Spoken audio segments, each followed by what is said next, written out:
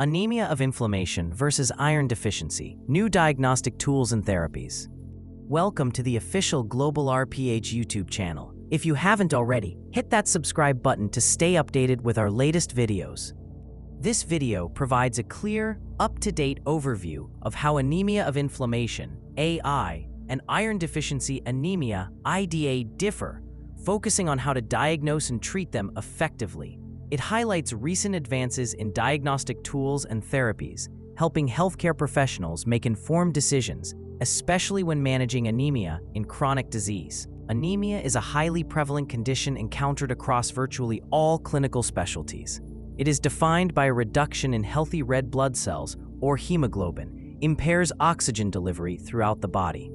Among its many forms, anemia of inflammation, AI, and iron deficiency anemia, IDA, are particularly common and often clinically indistinguishable at first glance. Despite overlapping presentations, these two types require distinct treatment strategies. This video aims to clarify their differences, discuss diagnostic tools, and highlight current and emerging therapies relevant to modern clinical practice. Understanding anemia of inflammation and iron deficiency anemia. Anemia of inflammation, also known as anemia of chronic disease, typically arises in patients with long-term inflammatory conditions such as chronic infections. Long-standing infections like tuberculosis, HIV, and osteomyelitis trigger ongoing immune responses. The inflammatory cytokines, especially IL-6, upregulate hepcidin production, limiting iron availability and suppressing erythropoiesis. Anemia may persist despite iron sufficiency and is often resistant to oral iron therapy alone.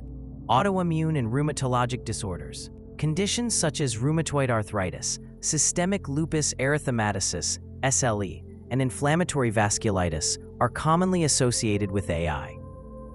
Chronic inflammation in these diseases promotes elevated hepcidin and disrupts iron homeostasis, often leading to normocytic or slightly microcytic anemia. Malignancies. Solid tumors and hematologic cancers, for example lymphomas, can lead to AI through both direct marrow suppression and systemic inflammatory effects. Cancer-related anemia often involves a mixed pattern with AI and nutritional deficiencies, for example, IDA, B12 deficiency, coexisting. Chronic kidney disease, CKD. In CKD, anemia results from decreased erythropoietin production and chronic inflammation. Elevated hepcidin levels in this setting further reduce iron bioavailability, creating a functional iron deficiency. ESA resistance is common, and IV iron is often necessary for optimal management.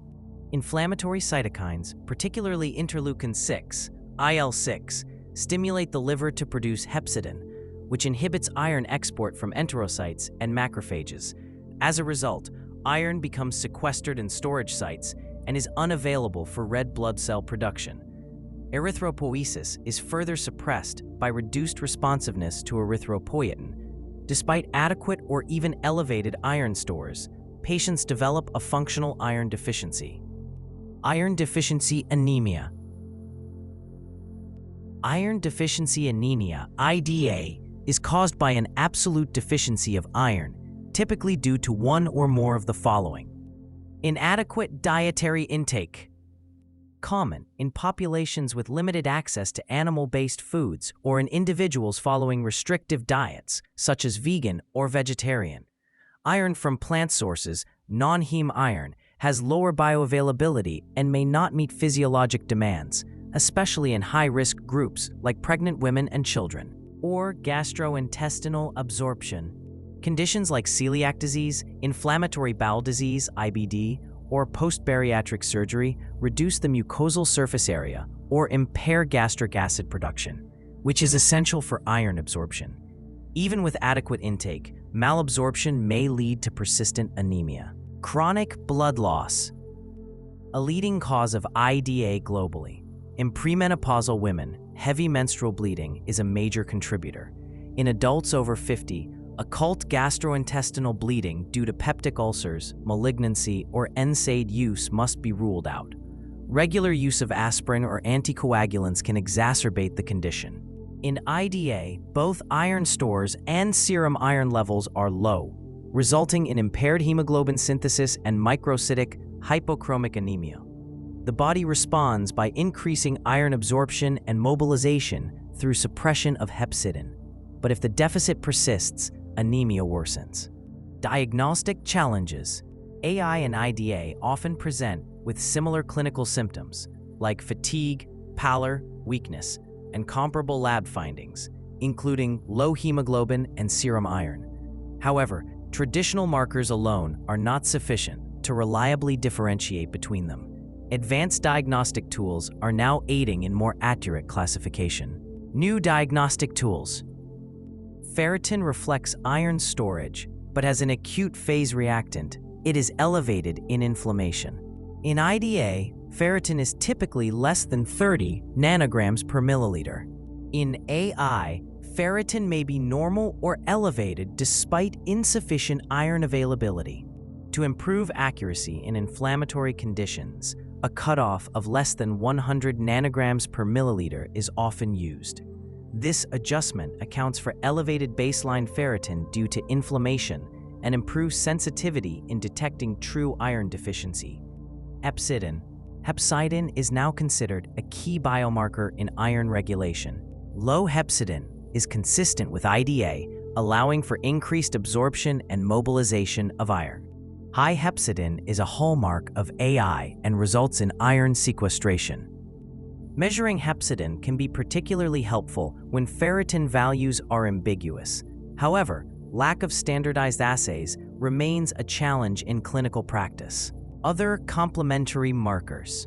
Soluble transferrin receptor, STFR, reflects the demand for iron in the bone marrow. Levels rise in IDA as erythropoietic activity increases to compensate for the deficiency. In contrast, STFR remains normal or only mildly elevated in AI, making it a helpful tool in distinguishing between the two when ferritin values are inconclusive. STFR/log ferritin ratio, also known as the STFR index. This combined marker offers a more nuanced interpretation of iron status. A high ratio greater than 2 suggests IDA, while a lower ratio is more consistent with AI or combined anemia. Its utility is especially important in mixed anemias, such as in elderly or chronically ill patients.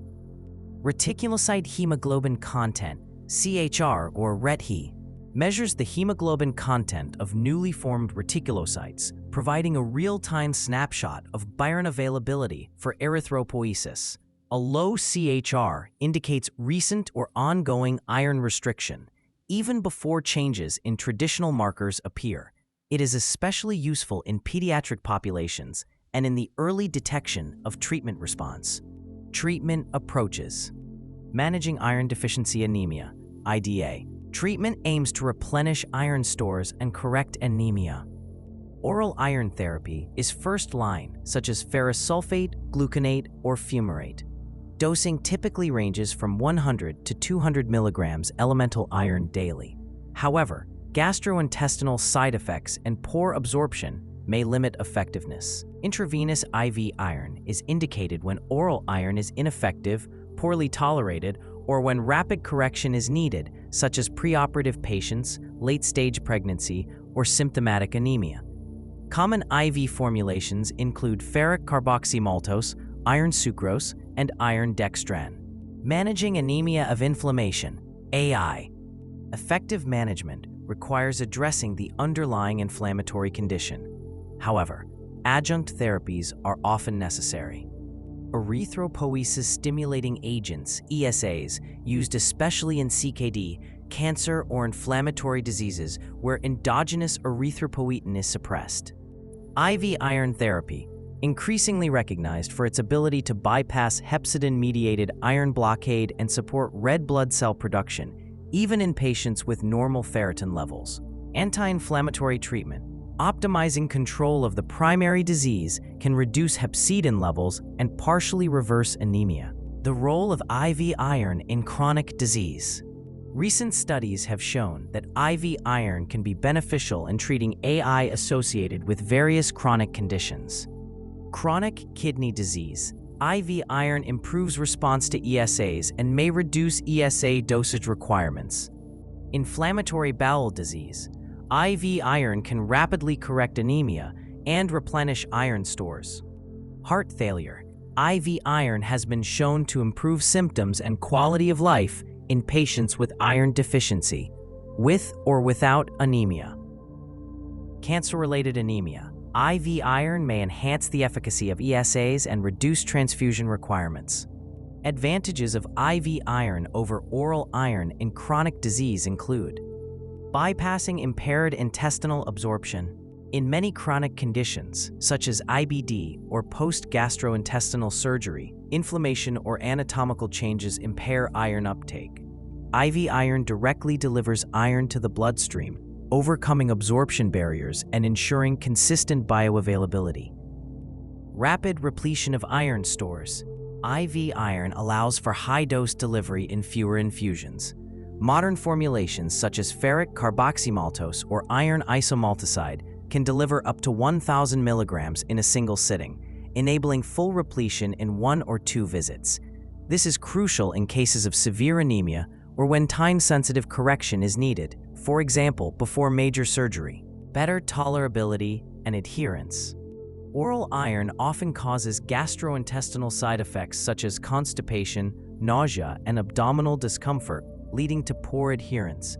IV iron, particularly newer formulations, is better tolerated, making it a preferred option for patients with poor compliance or side effect sensitivity. More predictable response in various situations can lead to better planning and execution. When reactions are consistent, it becomes easier to anticipate outcomes and adjust strategies accordingly. This predictability enhances efficiency and reduces uncertainty in decision-making processes. Unlike oral iron, which may take weeks to show improvement, IV iron typically leads to measurable hemoglobin and ferritin improvements within 1 to 2 weeks. This makes it an efficient choice for healthcare systems needing rapid therapeutic outcomes. However, potential risks such as allergic reactions and iron overload must be considered. Challenges and limitations. Hepcidin assay results can vary widely due to differences in lab methods, antibody specificity, and calibration protocols.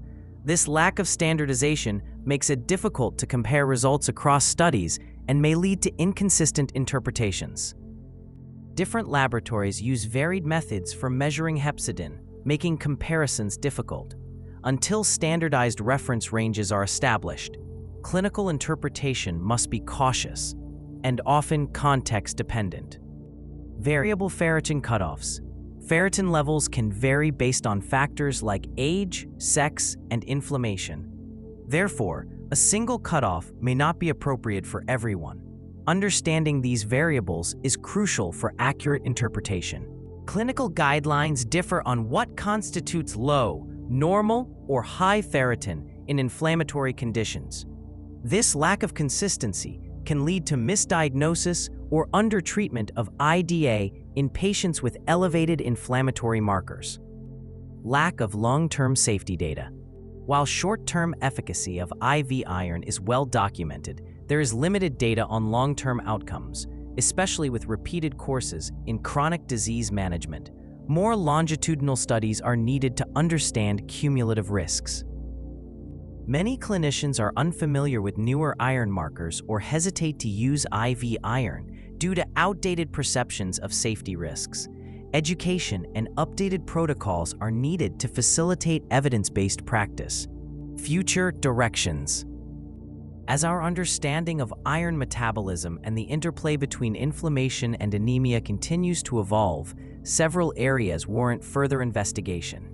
Personalized medicine approaches. Developing algorithms that incorporate multiple biomarkers, including genetic factors, to tailor diagnosis and treatment strategies for individual patients.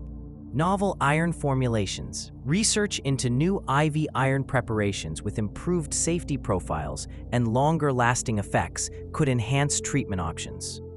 Hepcidin antagonists. Drugs that block hepcidin's action or reduce its production are being studied as potential treatments for anemia of inflammation.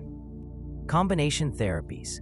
investigating the synergistic effects of combining IV iron with other treatments, such as erythropoiesis-stimulating agents, ESAs, or anti-inflammatory agents, may lead to more effective management strategies. Point-of-care testing, developing rapid, accessible tests for hepcidin and other iron status markers could improve diagnosis and treatment monitoring in various clinical settings. Long-term outcomes, conducting longitudinal studies to assess the impact of different treatment approaches on patient outcomes, quality of life, and overall health economics.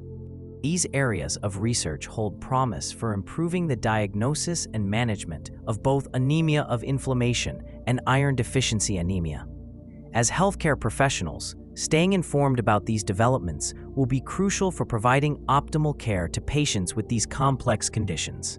Conclusion: distinguishing between anemia of inflammation and iron deficiency anemia is crucial for appropriate treatment. New diagnostic tools, particularly the use of hepcidin and refined interpretation of ferritin levels, offer improved accuracy in differentiating these conditions. IV iron therapy shows promise in managing anemia of inflammation across various chronic diseases. However, further research is needed to optimize diagnostic criteria and treatment protocols. Thanks for watching our GlobalRPh production. If you enjoyed the video and found it helpful, don't forget to smash that like button and subscribe to our brand new YouTube channel. We're bringing you a dynamic mix of content across a variety of topics, so there's always something fresh, engaging, and insightful just for you. Your support means the world to us. It helps us grow and keep delivering exciting, high-value content. Stay tuned, because the best is yet to come.